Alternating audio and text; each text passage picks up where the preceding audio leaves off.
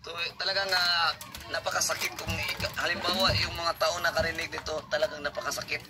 Biruin mo naman, ito kuma yung mga ginagawa ng mga tao, original pa. Sabi ng yung mga libingan, sabi nila, nandun sa Amerika. Tapos ngayon, nandyan pala sa libingan, may libingan, pinapaganda pa. Tapos sabi ng bugtong at buwan, siya naman yung nangaral dito at sinulat ng mga apostoles. Sabi niya, paano ba? Makakaiwas ba kayo dahil sa mga ginagawa niyo yan? Talagang impyerno yung sinabi dito. Maraming salamat kayo. Napaganda po ng ating talakayan, mga kapatid. Nakita natin yung mga leader ng reliyon na suppose sila po siya narinig ko. Sabi niya, oy, kayo dyan, bakit pa sila? Bakit inaagaw niyo yung mga membro namin? Membro namin daw. Kailan ka nagkaroon ng membro? At saka sinasabi ko, wala na sa Karian, wala tayong membro. Ang mayroon dito is mamamayan ng Karian. Walang membro dito. At hindi ho tayo, mahirap po ako, hindi natin naman tayo kapatid. Kasi ako wala naman akong tao na dinala dito na akin. Sabi niyo, follower kayo ni Pastor. Hindi ganoon eh. Lagi siya sabi, kayo ay alagad, kayo ay lingkod, kayo ay bugtok ng mga. Hindi sa akin. Sino ba ako? Isa lamang instrumento na ginamit ng bugtong at buhay na Diyos para iparating sa inyo ang tamang aral ng ating bugtong at buhay na Diyos. Kaya nakita ninyo, LDRJ, hindi minsan kahit nakita mo, hindi ako nangangarap na ano ito, sabi nila, pasturahin tayo.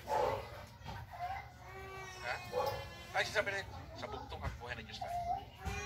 Pag programa tayo, sinasabi natin, lahat ng kapurihan, lahat ng karangalan sa bugtong. Hindi sa akin. Dapat sinabi ko na, lahat ng kapurihan, lahat ng karangalan kay Pastor Lalo. Bakit nilalagay ito sa ating life? Para malaman ng mga tao na wala akong hinahangad ng kahit kunting karangalan. Ayaw mo kunin yung karangalan ng bugtong at buhay. Yung sa kanya yun eh. Ang tanging sa akin lang ay binibigay ko ang mayroon ako na itong katiting na buhay ko sa salimutan ito. Ang katiting na buhay na binigay ng bugtong at buhay, paggamit ito para sa akin. Kasi gusto mo, ito ay silang buhay natin lagi. Yung buhay na yung ibibigay ng bugtong at buhay, buhay na walang, yun talaga ang tumatagal. Kaya lahat ng mga tao na malapit dito, hindi ko sinasabi na bit mo sila ni buhay. Hindi. Lahat kayo ay mga bugtong anak ng bugtong at buhay na Diyos. Kasi ugali ng mga parisiyo, ang ginagawa nila, para sa kanila. Para sa kanila lahat. Tagasunod ako ni Pastor Lai. Tagasunod, Father Lai lang kami. Father Lai lang kami. Bakit nila nababanggit yung salita na yun ng Father Lai lang kami? Bakit nila nasabi yun? Ang gusto mangyari ni Father Lai na para ka sa bugtong at buhay, hindi para sa kanya. Kaya kasi naman ni Father Lai na kahit itahi ka sa kanyang pantalon, tatanggalin ka kasi hindi naman siya ang dapat sundin eh. Yung karangalan mo is bugtong at buhay na yun mo dapat ibigay kasi ang Diyos sa pinagtipunan natin, sinuso siya eh. Sinuso ang bugtong at buhay na Diyos. Kaya yung bugtong at yung punong-puno na sa mga parisiyo na ito. Hindi na mo nangyari. Nag-warning tayo, nag-live tayo, sabi ko, sumusobra na kayo. Manira kayo kapasok na. Pag nagsumula ako doon sa taas, lagot kayo. Hindi na mo yung nanira kayo pasulahin. Ano nangyari? Hindi namatay. Bakit? Kahit manira kayo sa akin, meron naman akong Diyos na pinaglilingkuran. At yung paninira ninyo sa akin, sabi na mo yung siniraan ako, siniraan ka rin. So, yung paninira sa akin ng mga tao, yung isang marka na nagpapatunay na ako ay sinugo ng bugtong at buhay na Diyos. Hindi ko sinugo ng sarili ko. Bugtong at buhay na Diyos ang ginagalam. Kaya hindi sila makuwala. Sabi niya, ano ba yun? Nagkataon lang yun na namatay. Kaya ngayon, namatay na naman yung isang announcer niya. Hindi mo ba napansin yun? Hindi ka ba kilabutan yan? Na yung mga radio announcer mo, nagkamatayan lahat. Tapos ayaw mo patanggapin ang katotohanan. Kasi masyado yung minamaliit ang mensahe ng Karian. Tama yung sinabi ko kanina rin, ayaw nila papasukin yung mga tao sa Karian ng buhay na Diyos. Diba? Halimbawa, meron ako nakita sa internet. Merong mag-asawa at ang ginawa nila, nagtatrabaho ko lang dalawang mag-asawa nagtrabaho. Yung kanilang anak, ang tagapag-alaga ay nagkuha sila ng babysitter. Tagapag-alaga ng bata. Ngayon, ang nangyari, tuwing dumadating sila, kita niya na parang kinakabahan yung aso. Parang yung aso. So, ginawa ko parang nailang yung tatay. Ginawa yung naglagay siya. Yung palang anak niya. Kung nila naman, kaya pala yung aso yung hirap na talagang binabantayan yung anak nila. Kasi pinupurot, pinapalo yung anak nila. At yung pangalawa naman, ay ang ginawa naman ng nagbibisiter, inuutusan niya magnakaw, kung ano mang kabalbalan ang tinuro niya sa anak ng amo niya. Magsinungaling, mandok, kung tinuro niya kapatid. Sabi, ito ang gusto mangyari ng mga magulang. Yung tinuturo ng babysitter, puro katarantalo lang pinagagawa. At ginagawa naman ng bata dahil ito ng babysitter. Na mga kapatid, ano mangyari kapag ang tinuturo mo ay mali sa bata? Ano mangyari pagdating ng magulang? Ano mangyari dyan? Yung ugali ng itinuro yan din ang magiging ugali ng bata. Kita natin ito, RJ, na itong mga babysitter, ito yung mga tagapag-aral na dapat ang ituro mo doon sa mga bata sa pananampalataya. Turuan mo lang tama. Pwede ba magkaroon ng mabuting asal yung anak mo dahil wala kang tinuro sa kanya? Talagang walang ugali ng mga. So, kailangan na importante yung mga kapatid. Kasi ang ibig sabihin ng back of Christ, ikaw ay, sabi nga ng awit lingkod ako ng Kristo. I am a follower of Christ, I am a disciple of Christ, I am a servant of Christ. Yan po ibig sabihin ng back of Christ. Nagbalik loob ka sa mundo at ikaw ay nagpakalitin sa ating bugtong at buhay na Diyos. Kung ano yung tinuturo mo na paraan sa iba, ganoon ang pagkilala niya sa iyo. Amen po, mga pastor. At maganda yung kanta na lingkod ako kay Kristo. Maganda yun na hindi ko narinig na kanta. Magandang kanta yan. Ayan mga pastor. Lingkod ako ni Kristo sa tapos sasabihin na si Brother Lahi nga hindi niya inamin ko. Hindi niya inambit sa sarili niya na siya ay sa iba. Saling sa bugtong at buhay na Diyos na nga siya. So, tapos sila, Brother Lahi lang kami. So, ibig sabihin, si Brother Lahi, yun ba ang nagiging authority at siya yung nag-uuna pa sa Diyos? Kasi sabi, Brother Lahi lang kami. So, paano naman ang bugtong at buhay na Diyos? Yung salita niya. Yun kasi yung tinuro ng mga aral nila na yung babysitter na Brother Lahi lang talaga. Sabi nga nila, sabi niya, wala na tayong mensahe. Hindi tayo mangarap. Ang hindi niya alam, yung sinabi niya wala na tayong mensahe, hindi na tayo mangaral, mensahe na yun At yun sa akin naman, pastor, ay talagang hindi lang makitid yung utak ng mga tao. Hindi naman natin yung mga mananampalataya ng mga pastor, hindi natin sila mabiblame kasi hindi naman sila mangaral. Itong naglilitiran, sabi lang, wala nang mensahe. So, ibig sabihin, wala nang mensahe dahil wala na, yung biblical explanation mga pastor, Gawa chapter 20, verse 25 hanggang 28, sabi ni Apostol Pablo, nabisita ko na kayong lahat at napangaralan na ng kaharian ng Diyos. Kaya kung mayroon mga mapapahamak sa inyo, ay hindi na ako ang mananagot. So, ibig sabihin, ganun rin ang sabi ni Apostol Pablo. Wala nang mensahe kasi naubos na yung ibinigay ko na sa iyo. So, yung part nyo naman, yung gagawin, tapos na yung part ko, sa inyo naman. Yung part nyo naman yung gagawin. Tinatanong natin yan, bakit ang tinawag ng at buhay na Diyos kung wala naman pala tayo gagawin?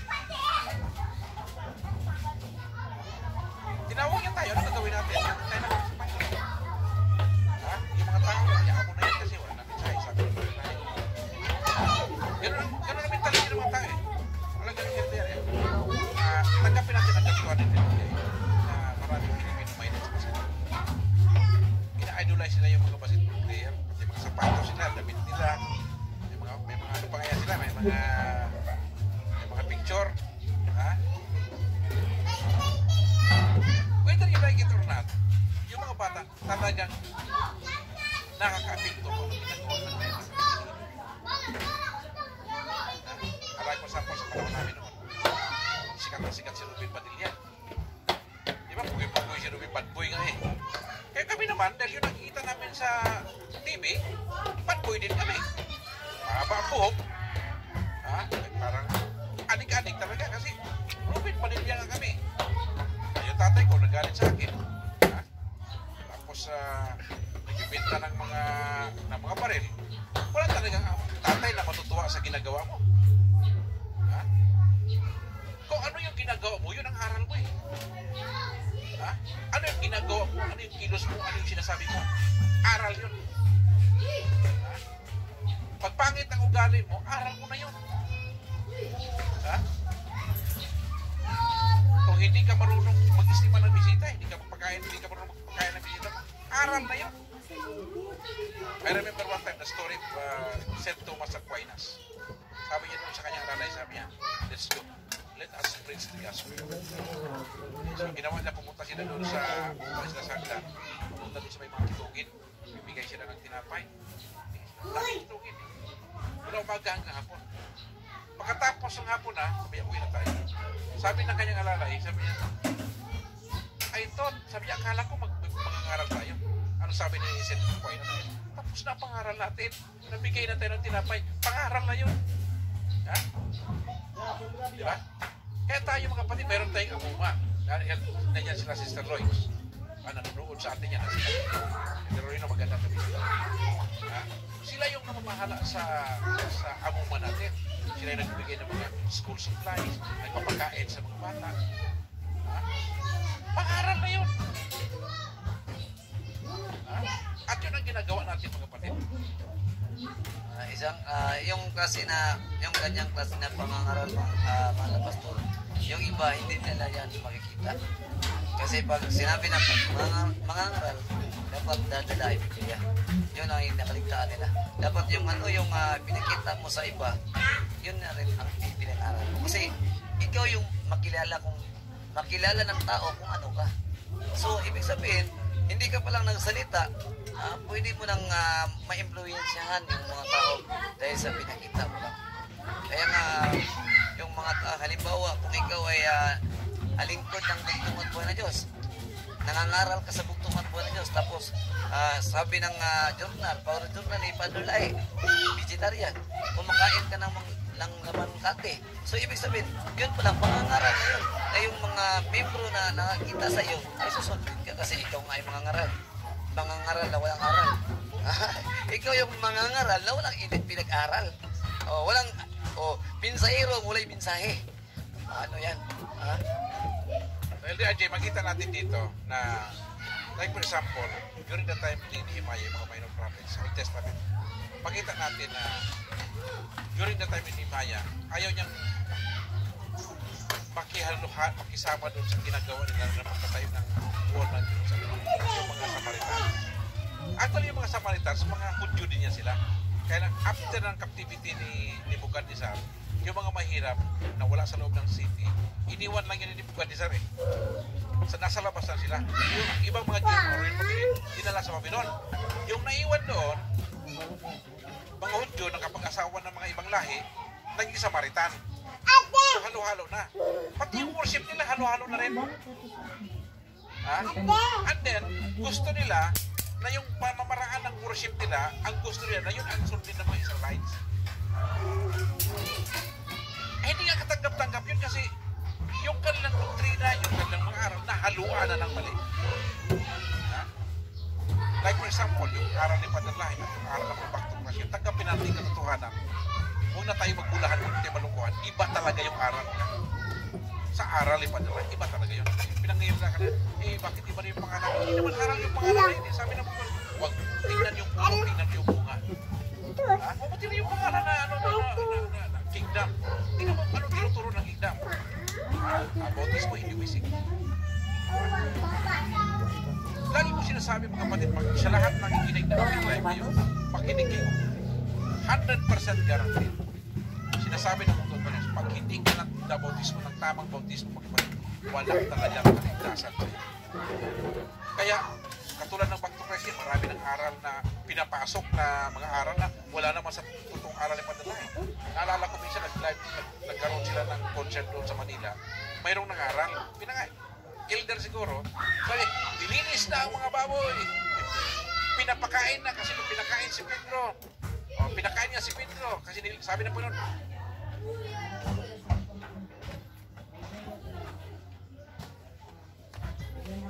huwag mo sabihin, dumi ang nilinis mo na. Kaya pinapakain ng baboy. Bagong aral yun, pinapasok na sa mga. Yung mga Back to Christ sa Mindanao,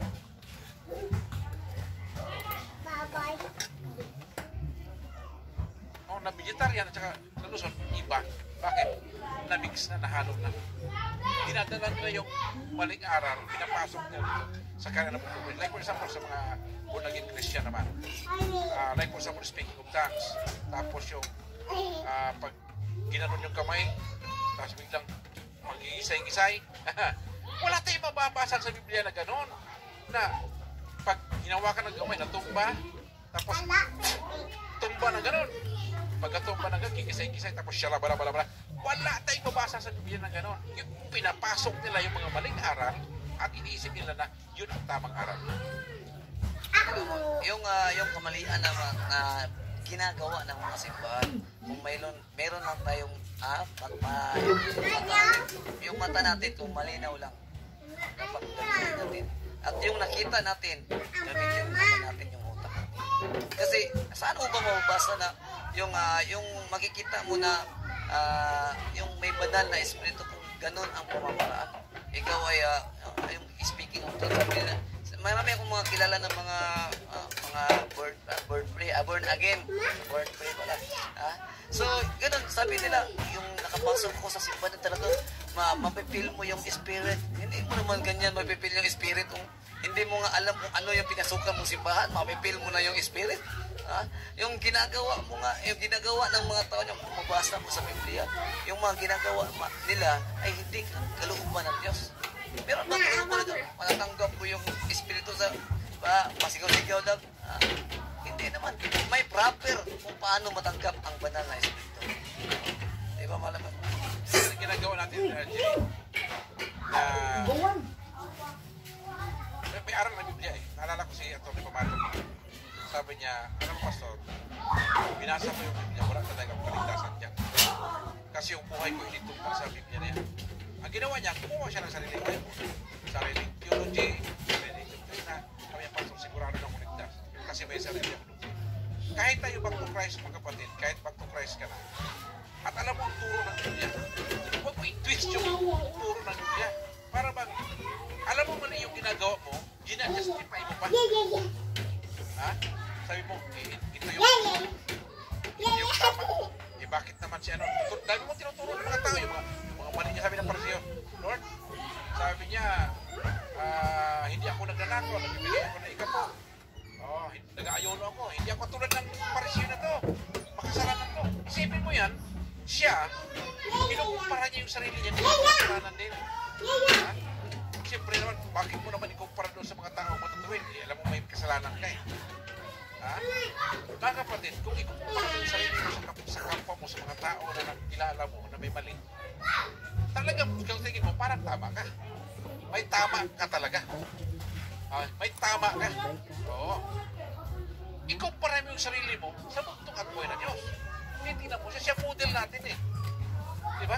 Gusto ko nga masusama nimo sakay na iyan o pagkamaayo. Siya yung model natin. Gusto ko maging katulad mo.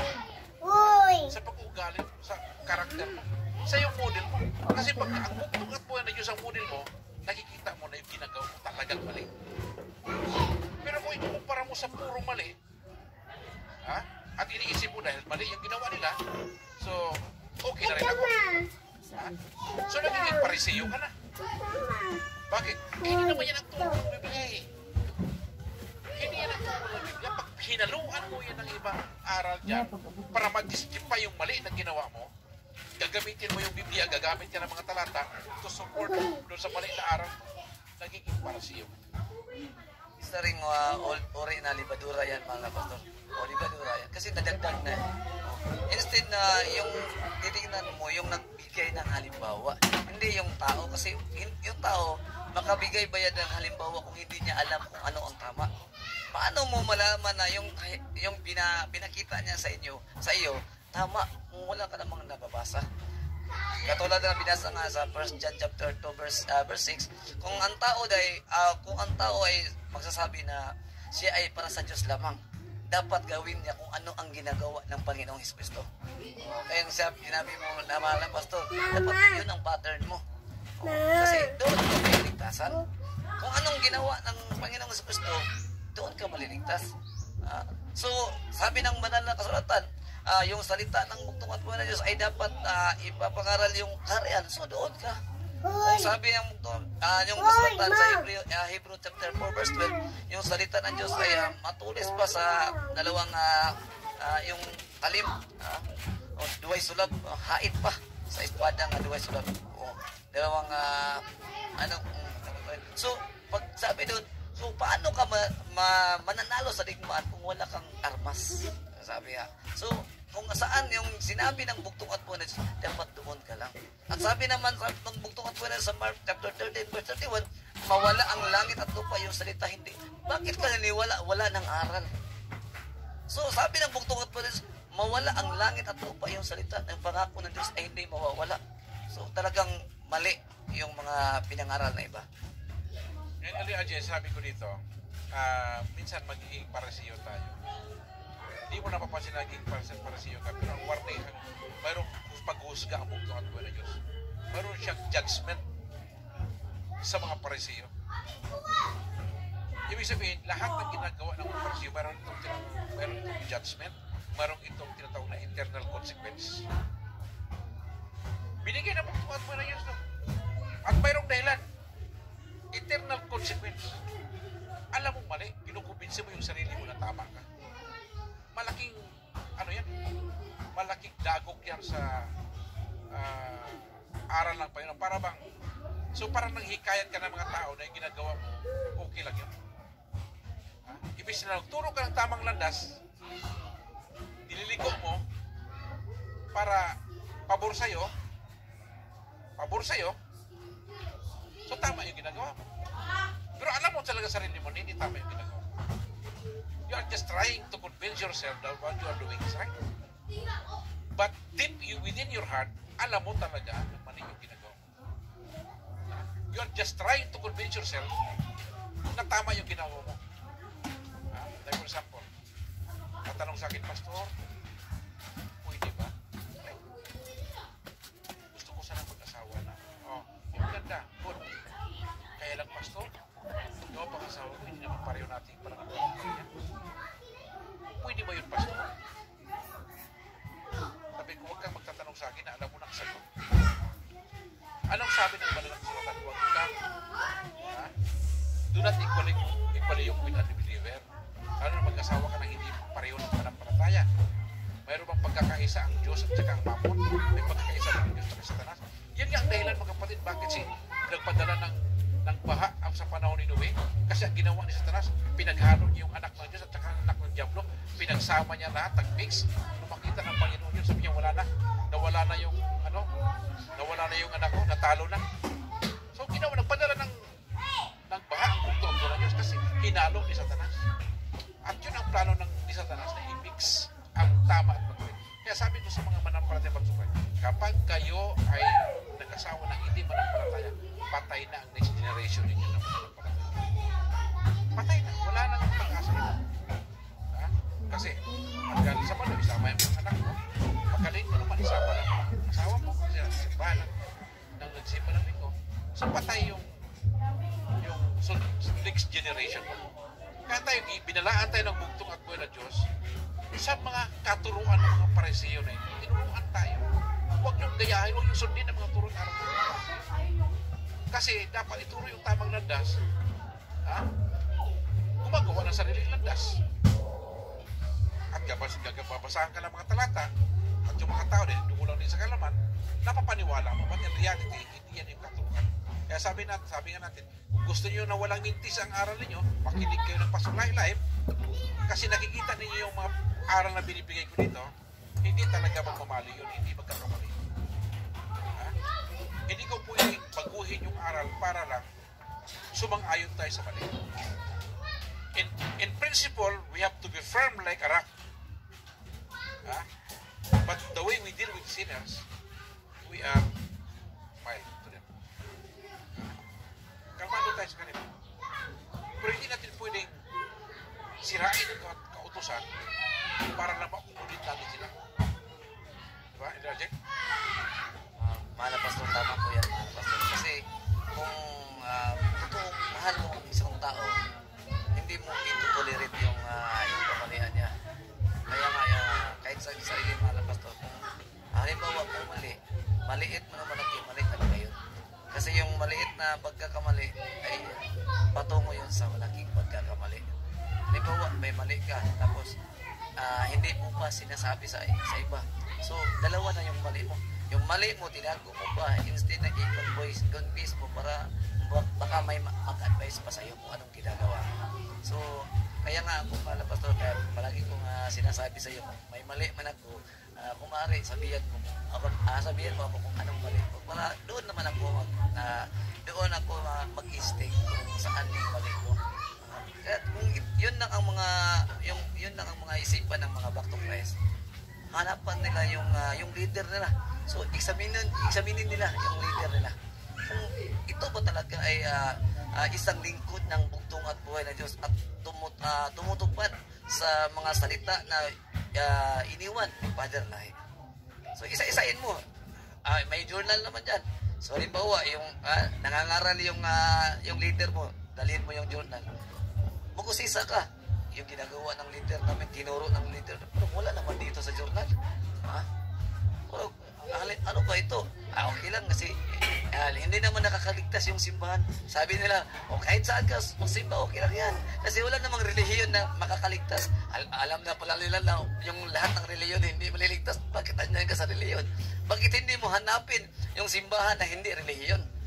Talaga, di ba, mahal na pastor, yan ang makikita mo. Alam ng mga tao ng mga relihiyoso na wala silang kaligtasan, pero nandun pa rin.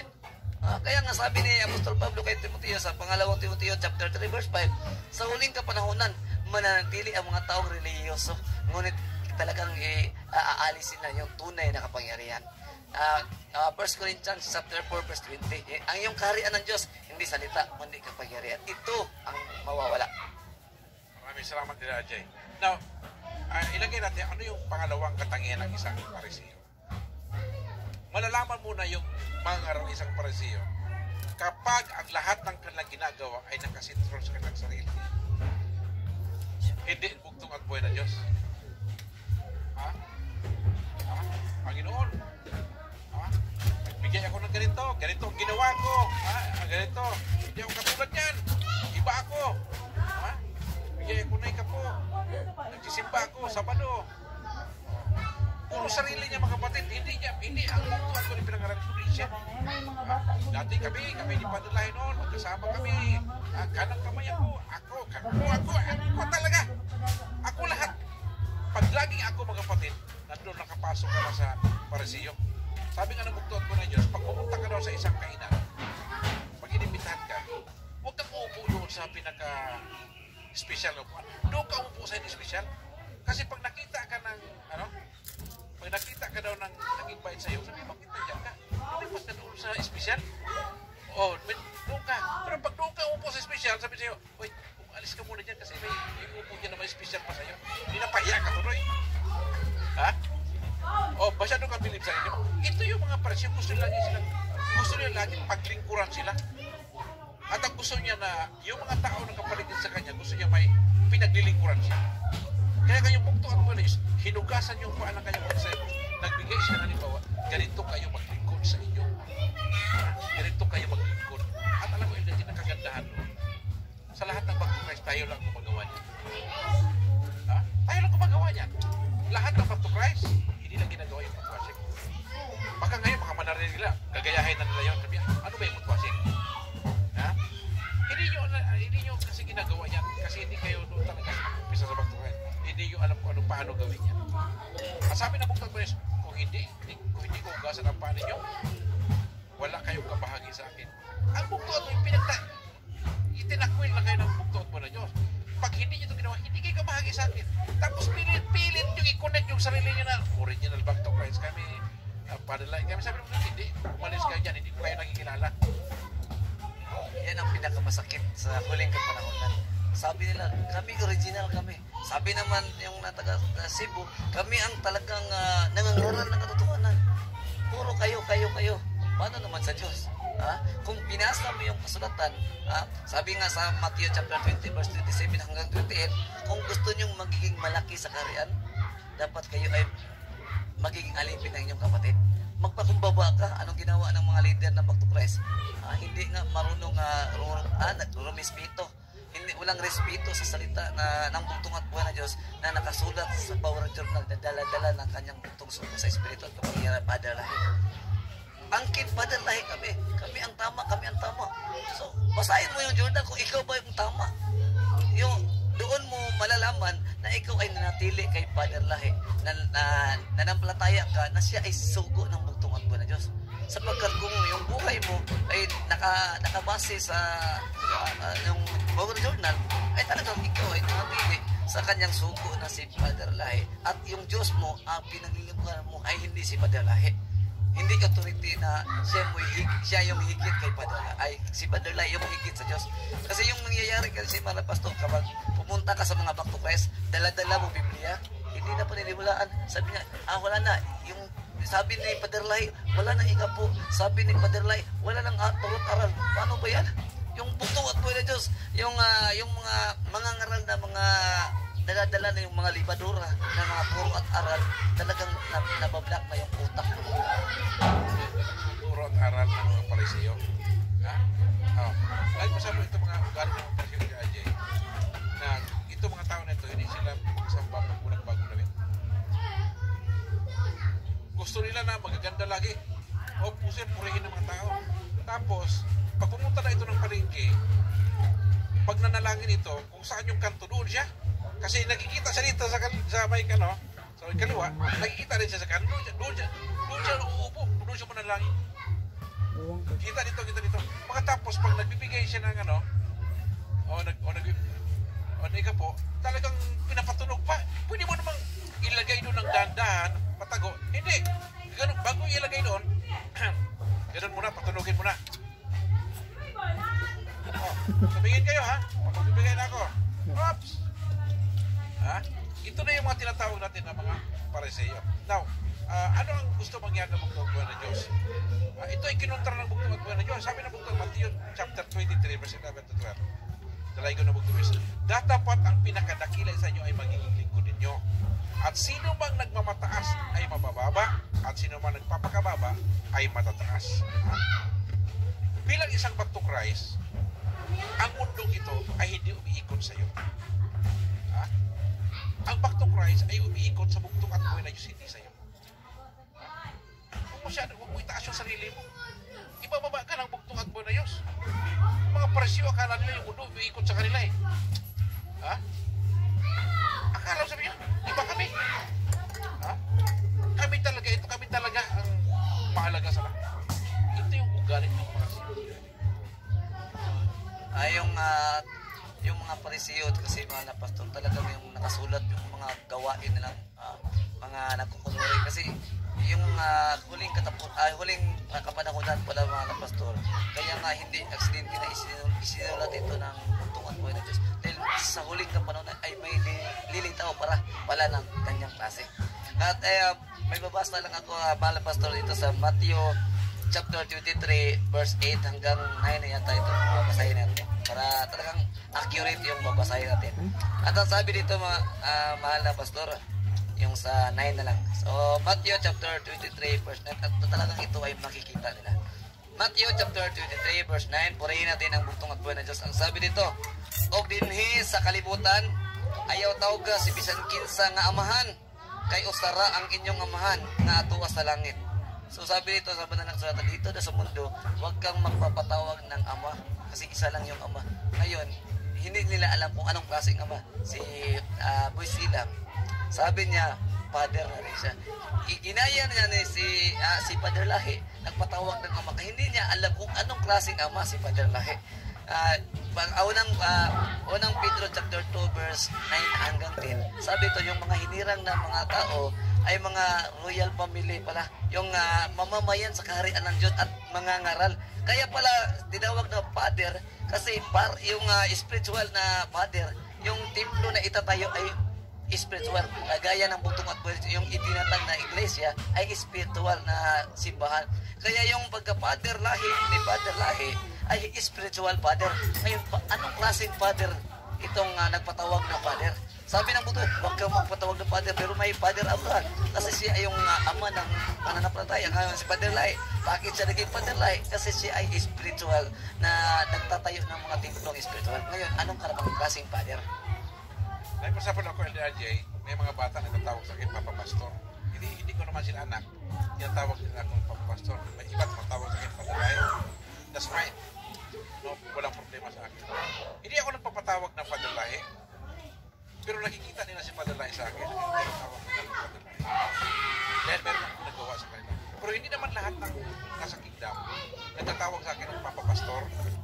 Kasi Papa means Father. That is a Latin word of Father. Ha? Kaya sabi ng bugtong ko na Diyos, huwag kayo magpatawag ng Father. That is a direct command from heaven. Bugtong at Diyos ko sabi niya. Ngayon, bakit sinabi ito ng bugtong ko na Diyos? Sinong pinapatamaan niya? Ang pinapatamaan niya, yung mga leader. Kasi ang leader kasi automatic father yun. Sila kasi yung nagiging ama sa mga taong kanyang sasakupan at pinapatamaan. Ay nagkataon yung mga turo nila ay mali. Kasi nungalingan, walang kabuluhan, walang kwenta ang kanilang mga aral. Sila na rin nagsabi na wala silang aral, ibig sabihin walang kwenta. Tapos patawag ka ng father, wala ka karapatang patawag ng father. Kasi wala kang kwentang mga aral, wala kang silbi, inutil ka ng mga aral, wala kang aral. So hindi ka naman patawag ng father. Ako hindi ako nagpapatawag ng father. Pero may tumatawag sa akin ng father. Bakit? Nakikita nila sa akin na parang tatay nila. Ha? Sa Apostol Pablo, sabi niya Apostol Pablo. O sabi niya si Timoteo ay anak sa pananampalataya. Ibig sabihin father siya. Bakit? Kasi maganda yung ginagawa niya. Kung hindi naman maganda ang ginagawa mo at wala ka naman nagawa mo puti, wala namang kaganda, wala ka namang may papakita na magaling mo puti, nayaya ka naman, huwag ka magpatawag ng father. Nakakaano ito. Ha? O, pangit magpatawag ka ng father, tapos pag yung mga tao na dumadating dyan, pinapakain ka pa, hindi ka naman nagpapakain, hindi ka mo binitigas. Ha? Hindi mo pinapakain. Ako, pag nakita mo, mga tao mo rin ang pinapakain natin. Kain kayo. Di ba? Ang yung pastor nagluluto. Yan ang father, pero kung father ka na, hindi ka naman nagluluto, hindi ka naman nagpapakain, pinubuhay mo ng pamilya mo, sarili mo lang. Diba? Kahit kung magbigay ka naman ng kahihiyan sa sarili mo. Di ba? Ito kasi si taga Cebu, hindi niya alam ano ang kahulugan ng father. Kasi wala na yung sabi, walang pinag-aralan. Hindi naman yan hadlang upang marunong kang kumilala ng katotohanan. Kung wala kang pinag-aralan, makinig ka lang sa turo at aral ng Diyos. Kahit wala kang pinag-aralan, malalaman mo rin, makinig ka lang. So ito ay nagpatawag ng father. So si Apostol Pablo, siya rin ay naging father sapagkat sabi niya, siya yung nangunguna na nagdadala ng magandang balita sa mga hindi. Maganda yung sinabi ni RJ. Pwede ka palang tawagin father kapag meron ka mga taong nahikayat, nagiging ama ka nila sa pananampalataya. Pero kung naging back to Christ ka lang, tapos yung mga back to Christ na mga nasakupan mo, kay Father Lahi galing, hindi naman ikaw talaga nakahikayat sa kanila, tao sabi kong father ka, hindi ka father doon. Magiging father ka doon sa mga taong ikaw mismo ang nakahikayat. Kaya yan ang pinaniwanag ni Apostol Pablo. Kaya ako ay nagiging ama sa pananampalataya kasi ako ang pinakauna nagdala ng magandang balita sa mga hindi Hudyo. Kaya sabi niya, ako ay nagiging ama.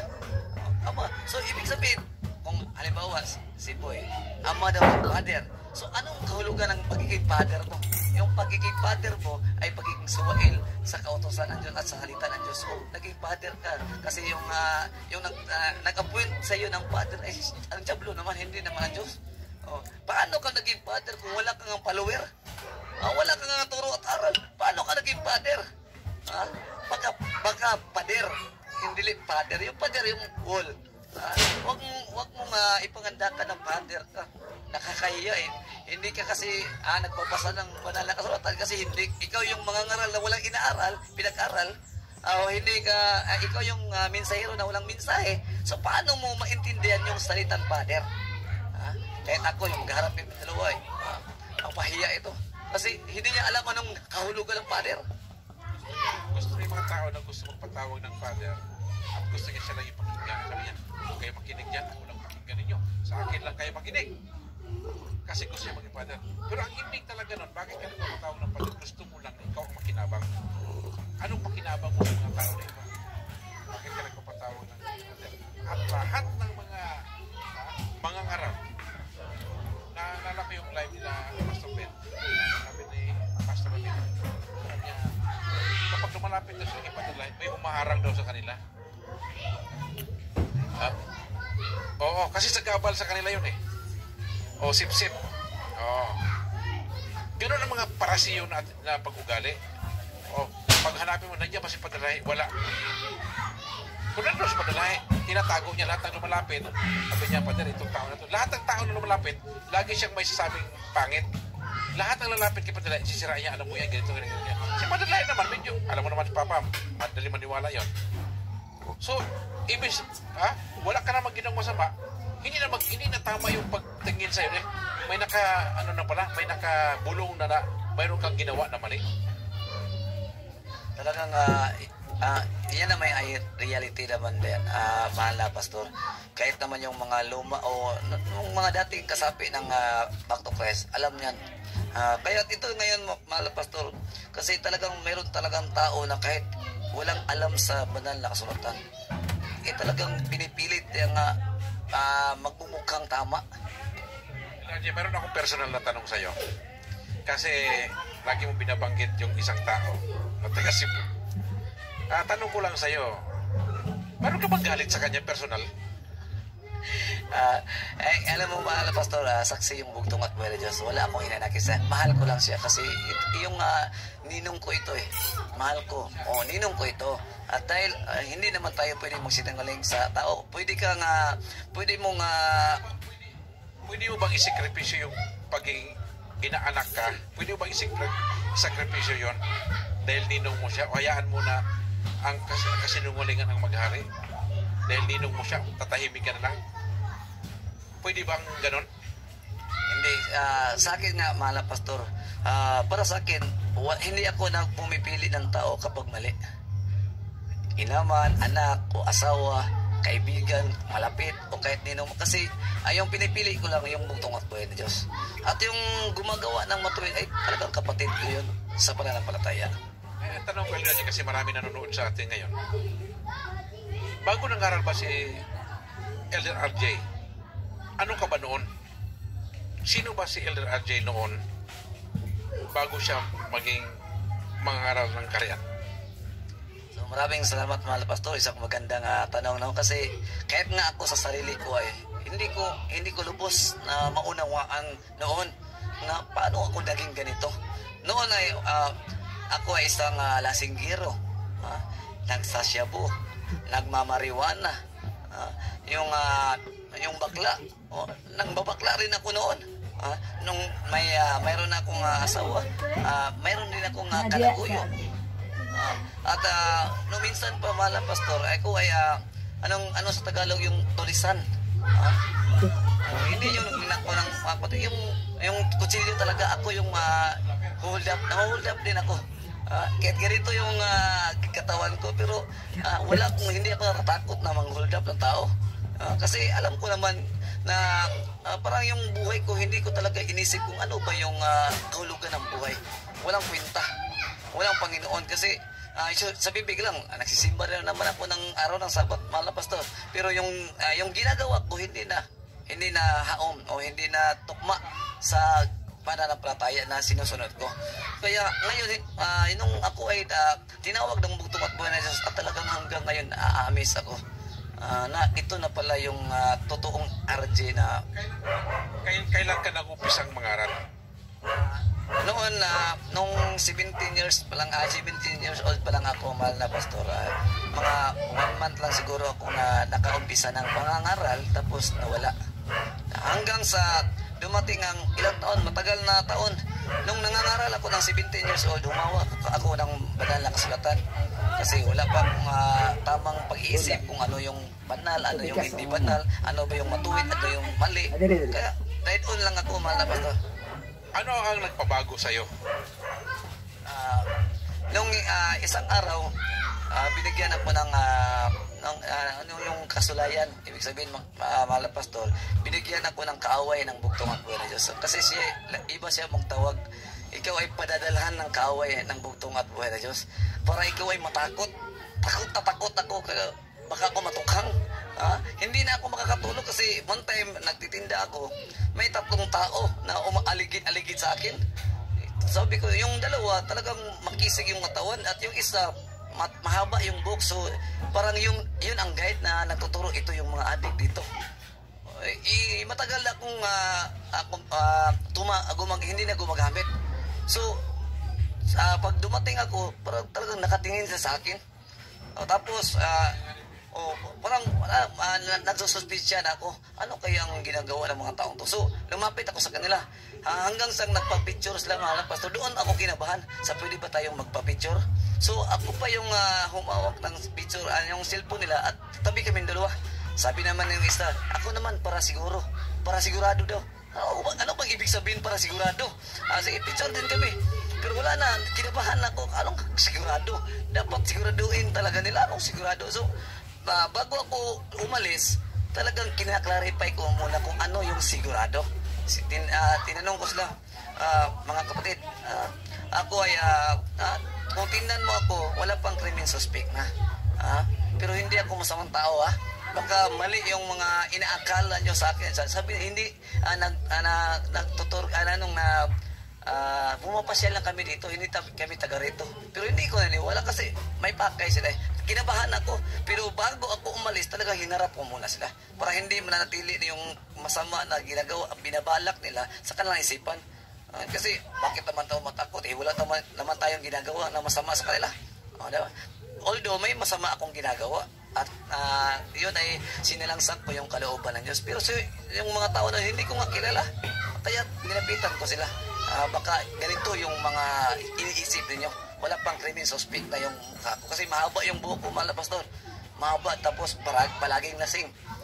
Hindi ako mauwi ng bahay na hindi lasing. Minsan nga nakakatulog pa ako ng anidoro. Buti naman, parang hindi rin, yung umaga, bago ako umalis, nilinisan ko yung anidoro. Yun pala, pagkagabi, doon pa ako matutulog. Kaya sabi ng asawa ko, buti na lang, nilinis mo yung kaumagahan. Pagkagabi pala, dyan ka makatutulog. Minsan din, mahal na pastor, yung bahay namin, yun, may second floor. Yung dito sa gilid, walang bubong, walang wall. So, upit talaga. Doon, pag lasing ako, hindi ako papasukin ng asawa ko sa itaas. So doon ako matutulog sa ibaba. Tapos yung ibaba talagang open sa lahat ng dadaan. So doon ako matutulog. One time, naglalakad ako. Lasing na lasing ako, mga pastor. Pagdaan ko sa parang may kanal. So dahil lasing na lasing ako, parang nadulas yung paa ko. Nahulog ko sa kanal. So talagang nagkaputik ako. At dumaan ako sa mga tao na maraming magtandaan, nagiinuman. So pagdaan ko doon, parang tumatawa sila. So pag ikaw ay lasing, talagang mainitin yung utak mo kasi hanggang utak lang naman pala yun. Dumaan ako, tinawanan ako na, tawa lang ang tawa. So wala lang, talagang tumahimik lang ako, tumingin ako sa kanila. Pagdating ko sa bahay, kumuha ako ng itak. Pagbalik ko, taktakbo mo sa lahat. Kasi kung mayroon mga maaabutan doon, talagang matatamaan. So talagang walang pinta yung buhay ko, mahal na pastor.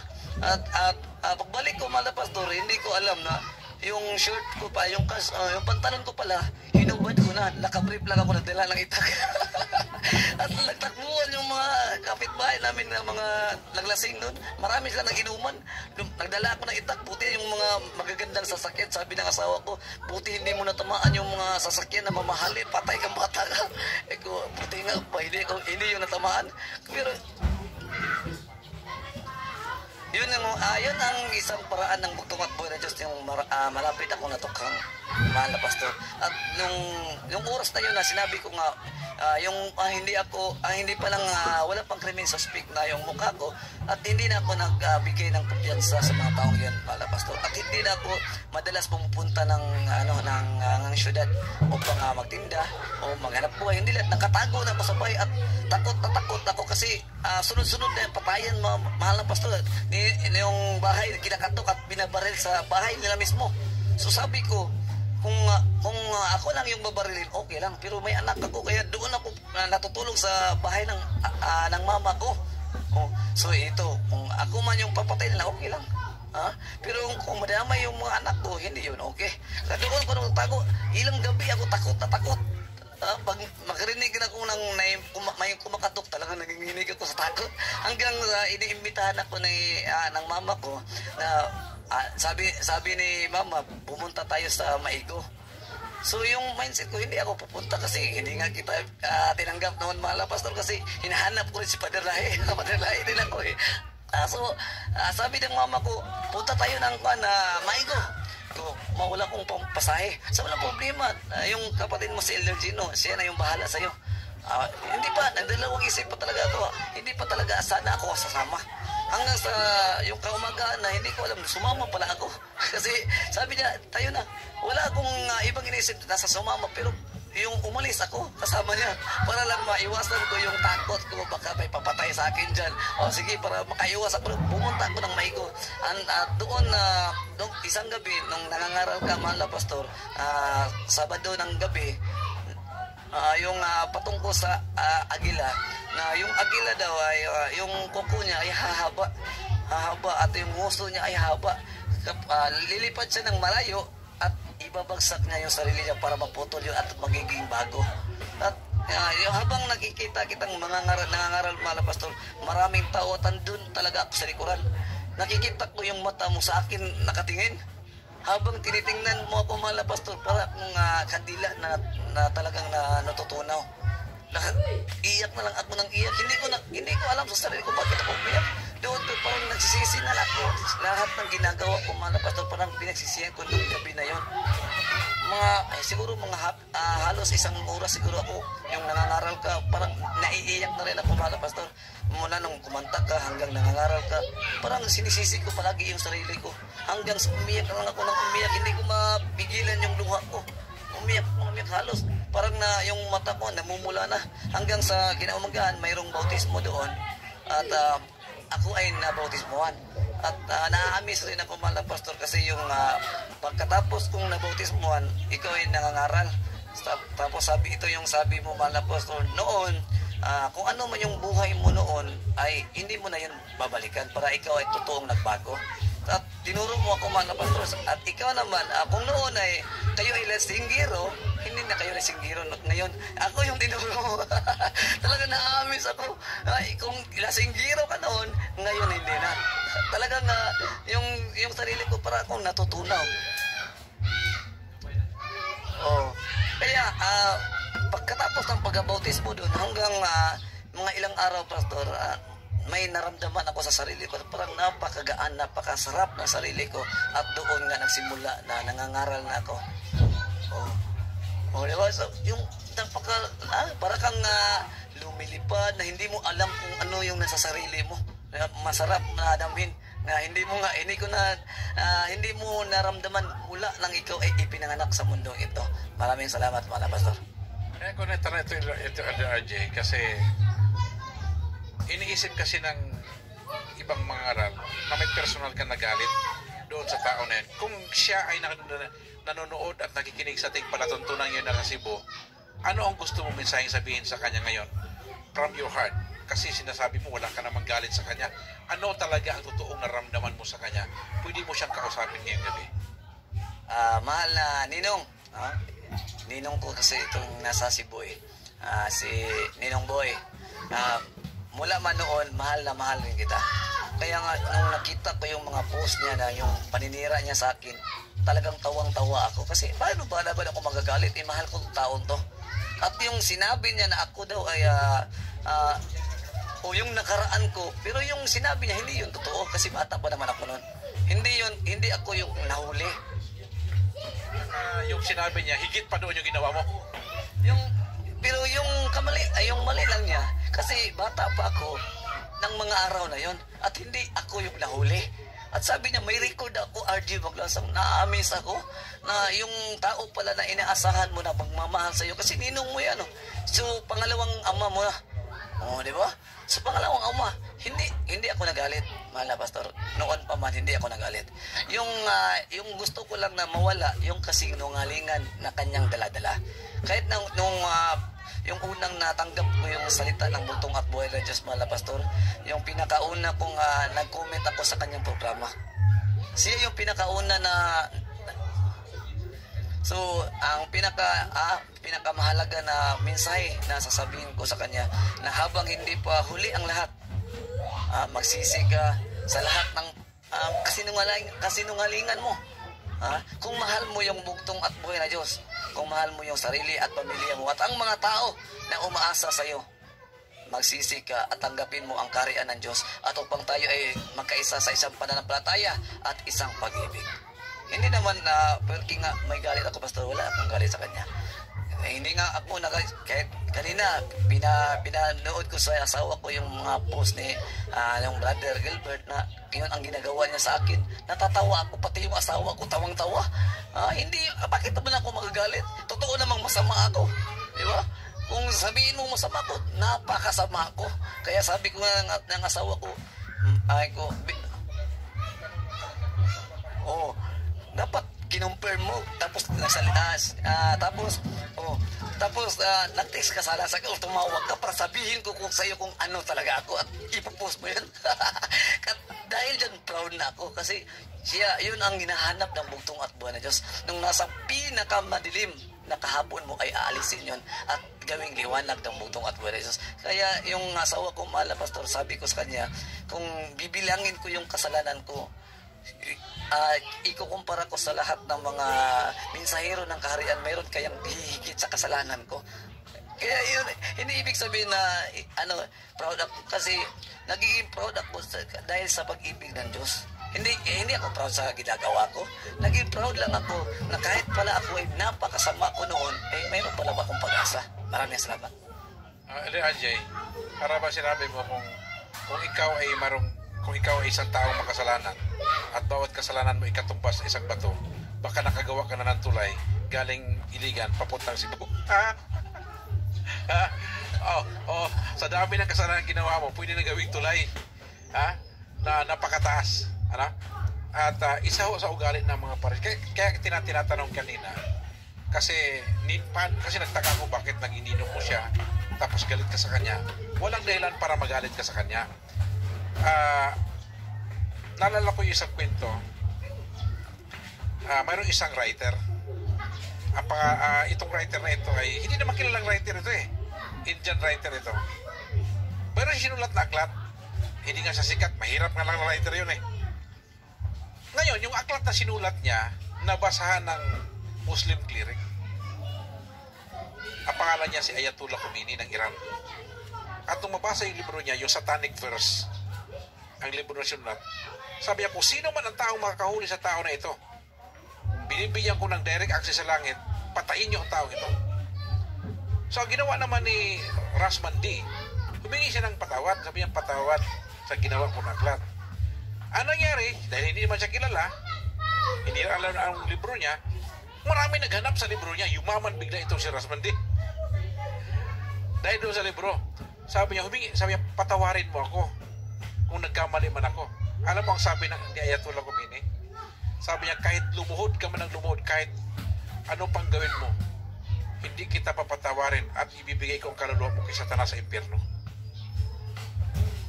Isa ho sa ugali mga kapatid ng Pariseo, mas pipiliin yan na magdusa ang kanyang kalaban kaysa maawa siya. Kung ikaw ay talagang lingkod ng Bugtong at Buhay, hindi ka magkaroon ng galit sa mga taong makasalanan. Mas pipiliin mong magpatawad kaysa duhusgan mo siya na para bang hayaan mo yan siya, impyerno talaga ang punta niya, doon ang punta niya, makasalanan yan siya, buti nga sa kanya, mamatay siya sa impyerno. That is a parasaical attitude na dapat wala sa atin na. So, nung buhat ng una pa nga, mahal na pastor, yung first time kong kumukomment sa kanyang programa, talagang nagpakumbaba nga ako. Mahal na ninong, dapat hindi ka magsinungaling. Doon ang comment ko. Tapos humarap ako sa banal na kasulatan kasi bago pa lang akong bumalik na humawak ng banal na kasulatan, mga 2 o 3 araw pa lang. So nagko-comment ako sa kanyang programa, yung Biblia ko nasa harapan ko lang, may misa na maliit. Kung ano yung mga tanong ng mga tao at yung tanong ni Boy Silam, bubuksan ko lang yung Biblia at itasasagot ko sa kanya. Maraming mga tanong nila, bubuksan ko lang yung Biblia at isasagot ko. Talagang na-amaze din ako sa sarili kung paano ginawa ng bugtong at buhay na Diyos ang pagbabago ng buhay ko. Kaya hindi ko sinasayang yung mga sandali at mga oras na yun, mahal na pastor, at talagang ipangaral ko yung salita ng bugtong at Diyos, lalong-lalo na sa kaharian at kapangyarihan ng bugtong at buhay na Diyos. Kasi kung walang kapangyarihan ng bugtong at buhay na Diyos, hindi niya pwede mabago ang pagkatao ng isang tao. So itong si Brother Boy o Ninong Boy, buhat ng una, hindi ako nagalit sa kanya. Saan lang ako nagalit? Yung mga katuruan niyang mali. Doon ko lang siya ikinokorek. Pero tulad nga ng mga mindset ng tao, sino pa naman ako? Sabi niya, sipunin pa lang daw ako. May gatas pa yung labi ko. Tapos adik-adik pa. Nahuli pa, hindi naman totoo. Diba?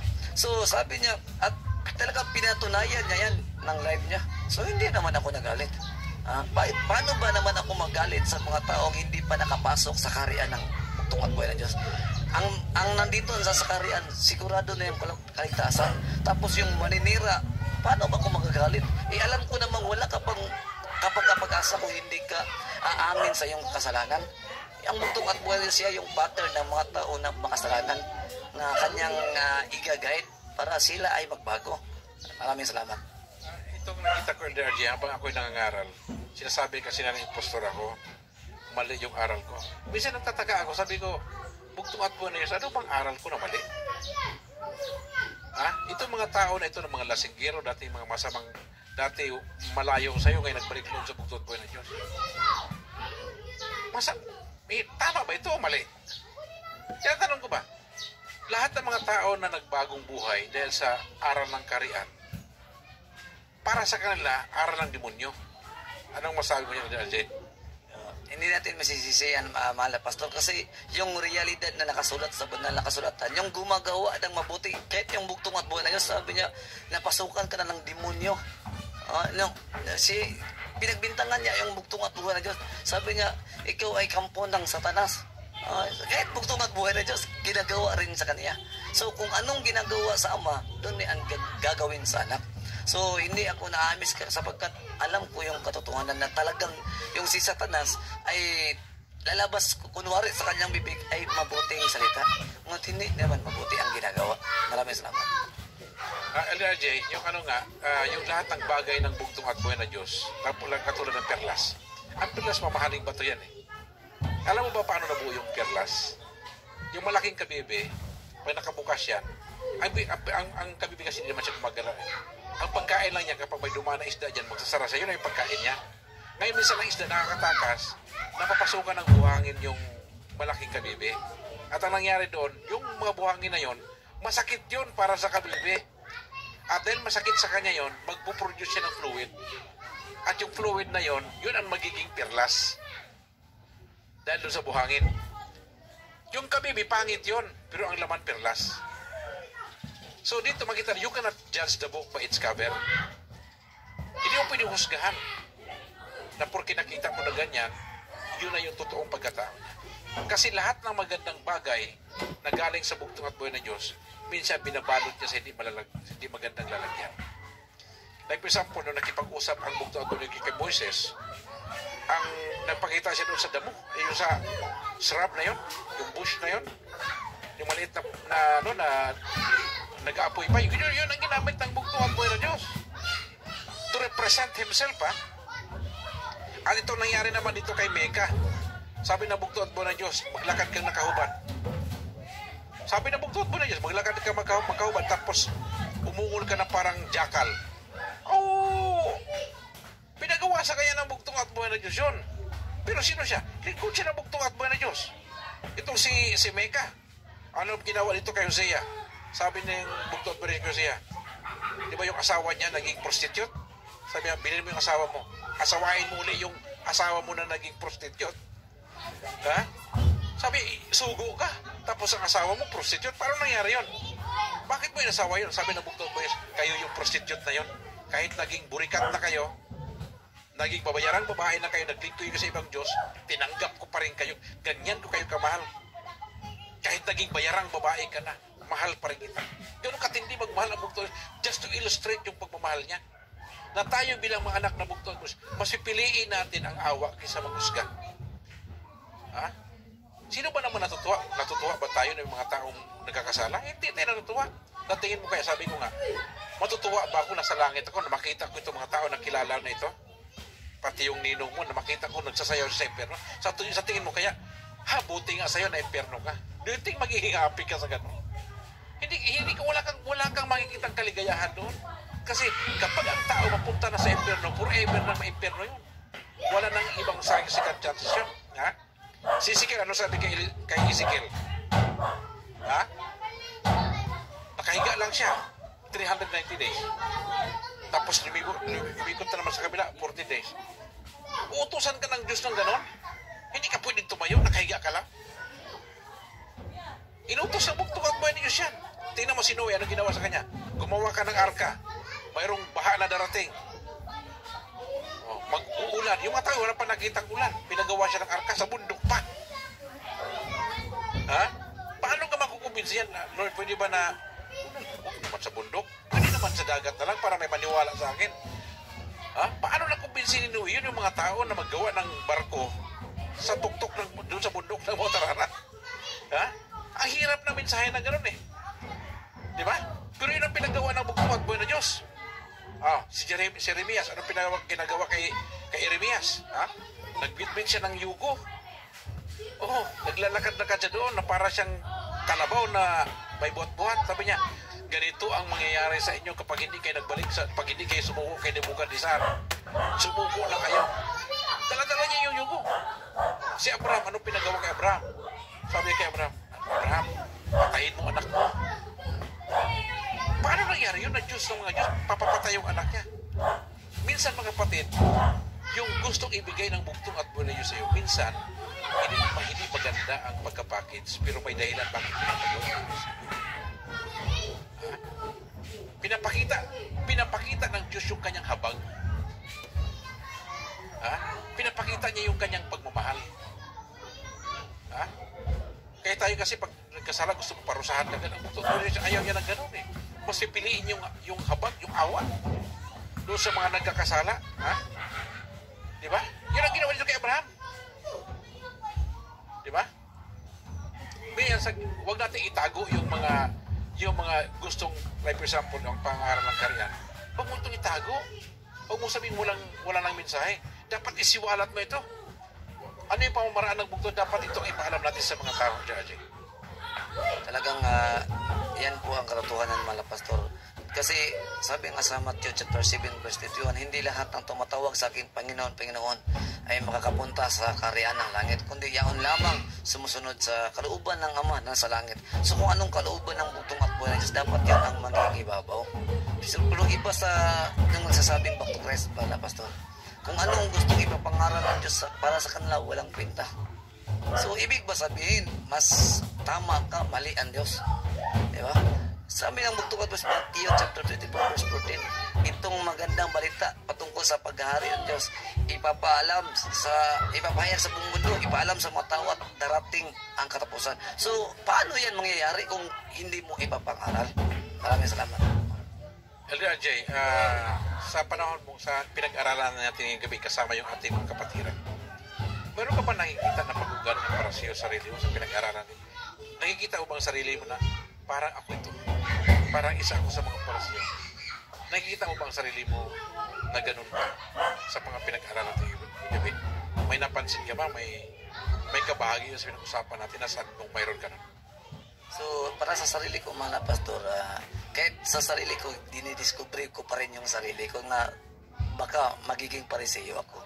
Kasi yun ang nakakatakot sa ating kapanahonan ngayon, mga pastor. Kasi sa atin ito nakabase sa Matthew chapter 5 verse 20, hindi ka talaga makakapasok ng kaharian ng langit. So talagang napaka seryoso yung pagiging mangangaral, mahal na pastor. Kaya yung sarili ko, talagang nagbabasa ako ng banal na kasulatan para hindi ko maiugnay yung mga ugali ng mga Pariseo. Kung meron man, kung may makikita akong mali sa sarili ko at iniiwan ko yung mga mali na dapat hindi ko gawin, mahal na pastor. Kung meron mga kung makikita sa sarili ko na parang naging Pariseo na rin ako kasi yung asawa ko nagsabi sa akin, para ka namang Pariseo kasi napakahigpit mo sa batas.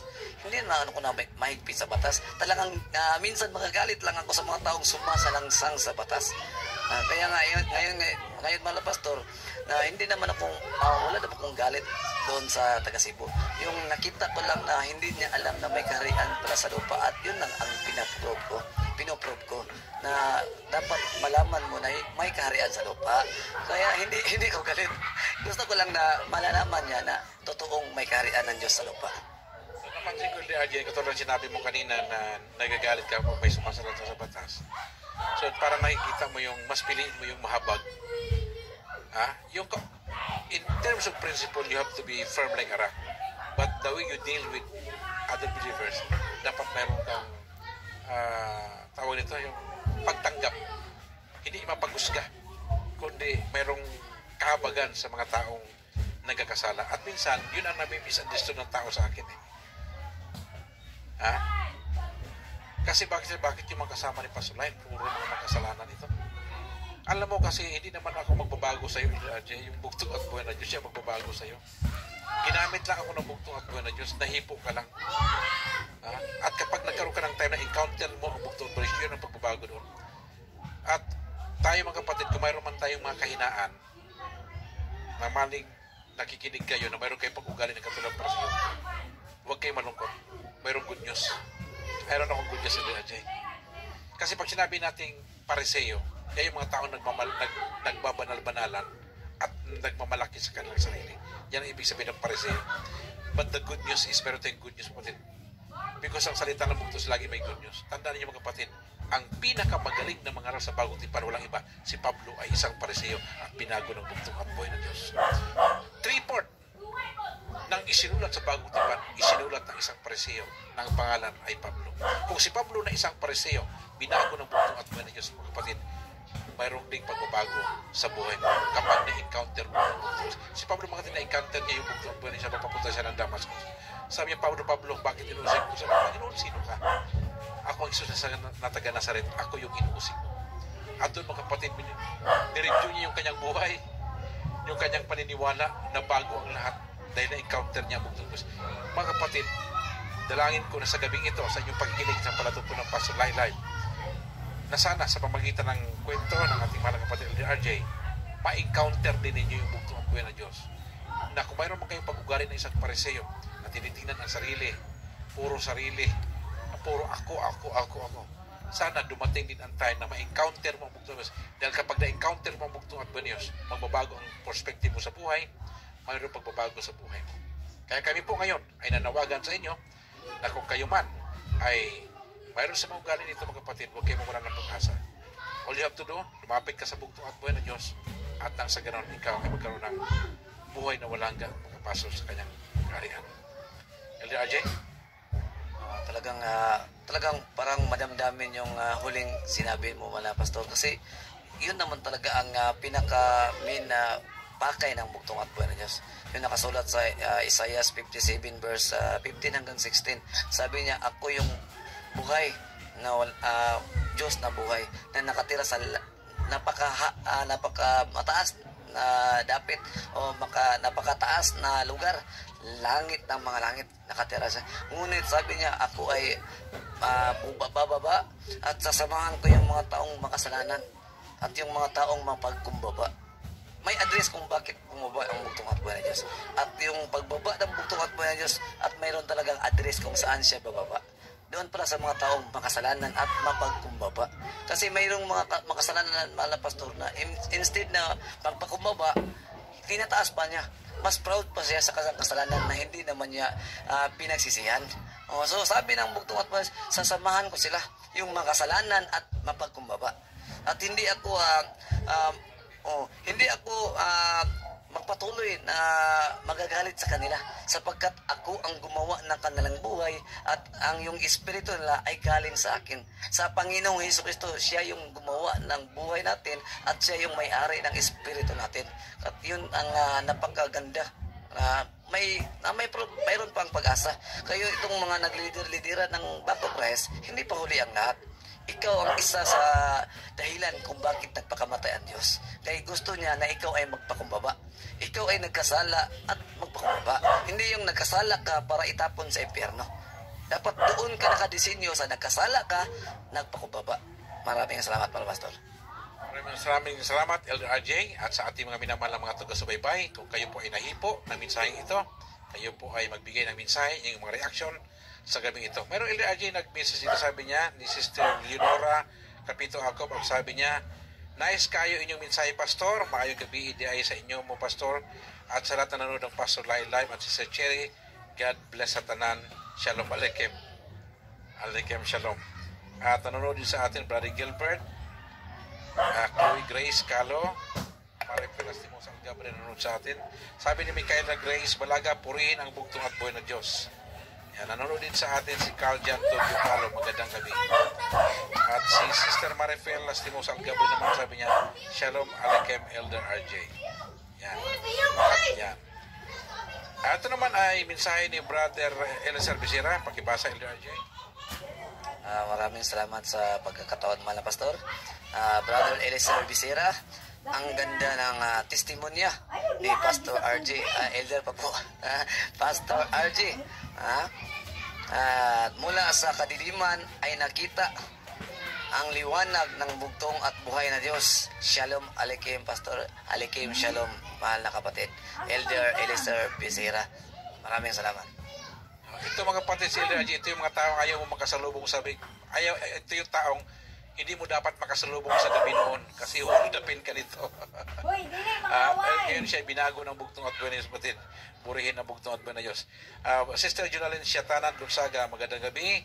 Kay Sister Johnny Lee Lubay Adino, magandang gabi. Welcome sa Pastor Live. Ating mahal na Pastor Jesse Rico, magandang gabi. And then Brother Joseph Canuno, bagong viewers po natin ito, magandang gabi. Welcome po kapatid. At Brother Ramel Siong, purihin ang bugtong at buhay na Diyos. Pagpalain kayo, Shalom Aleichem. Yan, nanood din si Dong Sumailo Antipulo, nanood sa atin. Brother Juno Gonzaga, Escobedo Ramel Siong ng Sorsogon, Bicol, purihin ang bugtong at buhay na Diyos. Magandang gabi. Ayan, Sister Beverly Lamere La Peña, magandang gabi po. Kay Sister Wendina Lang Gomez Cordoba, magandang gabi po. Magandang gabi, Sister Wendina, magandang gabi. Brother Rolando Villar, ano-ano kayo ito ni Manny Villar? Yan, Brother Michael Angelo Uwayas, Kabasag, magandang gabi, welcome. Brother Anthony Gutuyo Gonzaga, Elder Rolando Yabit, Sister Claire Marigmi ng Singapore, magandang gabi, welcome sister sa iyong panonood. Ganoon din po kay Brother Danilo Hiniralao, magandang gabi. At Sister Esther Tinasas ng Ibahay, Aklan, malapit po yan sa Boracay. Napagandang lugar ng Ibahay, mga kapatid, magandang gabi. At yun na pa sa aking mahal na kapatid, Sister Queenie Pamintawan, magandang gabi, welcome sa Pastor Live. Ganoon din po kay Sister Jane Lubay, magandang gabi. Kay Nanay Tina, kay Elder Nestor Lubay, magandang gabi. Welcome sa Pastor Live. Yan. At yan, nanood din si Brother Ray Das, nanood sa atin. Nabasa natin yung ibang Marlene Duruin Balugo, magandang gabi. Ivony Pades Dorado, magandang gabi. At si Brother Ruel Yagas naman, magandang gabi po, mahal na pastor. At sa iyong mahal na kabiyak, Sister Cherry, at sa lahat na nanood ngayon kay Brother RG. Shalom Aleichem. Yan. Ayan. Sabi ni Sister Loila, happy Wednesday night sa tanan, lalo na po sa inyo Pastor Lai at sa inyong asawa, Sister Cherry. Shalom Aleichem. At Elder Jason De Leon, magandang gabi. Brother Joseph Fabrigas, magandang gabi. Yan, nabasa na ito ng mga Kingdom Newscast kanina. balik tayo sa baba, baka may humabol. Ayan, wala na. So maraming salamat po mga kapatid sa inyong panonood ng ating palatuntunan Pastor Live. Inanyahan ko po kayo na paki-like, paki-share ang mensahe na ito at sana marami po mabless ngayong gabi. LDRG, magpaalam ka sa ating mga viewers. Maraming salamat, no? Sana ay yung mga kunting mensahe na ipinangaral ng mahal na pastor at na aming pinangaral ngayon, malaki na mawawala sa sarili mo kung hindi ka makikinig sa turo at aral ng galing sa banal na kasulatan. Kaya tayo ay magpatuloy lang. Madapa ka man ngayon, may bukas pa. Kaya nga may kanta, may bukas pa. Diba? So, maraming salamat. Ito ang iyong mababang lingkod, Elder RJ Maglasa. Maraming salamat. Mga kapatid, pagpalain nawa kayo ng bugtong at buhay ni Kristo. Paliwanagin nawa ng bugtong at buhay ni Kristo ang kanyang mukha sa iyo at mahabag sa iyo. Ilingap nawa ng bugtong at buhay ni Kristo ang kanyang mukha sa iyo at bigyan ka ng kapayapaan. Amen. Manood po kayo ng Pastor Ben Live, Brother Gilbert Live, Binughaay karon, and of course, Palaban, RJ. At ito po mga kapatid, inyong maliit na lingkod, Pastor Lahi, ang bugtong na anak ng bugtong at buhay na Diyos ng Diyos, ang dakilang anak ng Haring Aguilar, din mundo, di makasaling komentuhan lahi, ang bumibira, nakasama ka, ang prime mover ng World Apollinism Movement, tagapagtagawin ng karya ng bugtong at buhay na Diyos. Nagsabi sa iyo, mahal na mahal ko yung lahat at kasama po kayo sa dalangin sa araw at gabi. Manalangin po bago matulog, manalangin pagkagising, manalangin pagkalis sa bayan, sabihin sa kasalubong mo, mahal na mahal ka ng bugtong at buhay na Diyos. Ito po ang inyong maliit na lingkod, Pastor Lahi. Sa kapangyarihan at karian ng bugtong at buhay na Diyos, ang aming pinapangaral at ang kanyang kadakilaan, ang kanyang kapurihan, ang kanyang karian, ang aming binabandila. Mabuhay po tayong lahat. Shalom. Alikem. Maraming salamat.